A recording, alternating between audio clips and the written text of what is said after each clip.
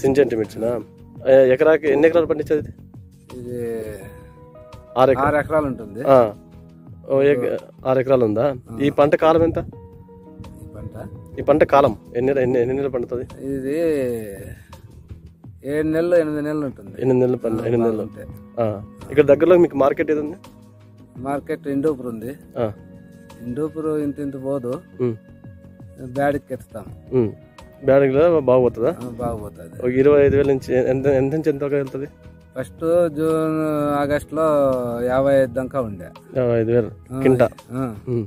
ఇప్పుడుకి తగ్గిపోయింది. పర్లేదు, బాగా వచ్చిందా దిగుబడి? దిగుబడి ఏం బాగా వచ్చింది. బాగా వచ్చిందా? మంచి లాభాలే. మంచి లాభాలే. ఈ పంట ఎన్ని ఎకరాల్లో మీకు ఎంత వచ్చింది దిగుబడి?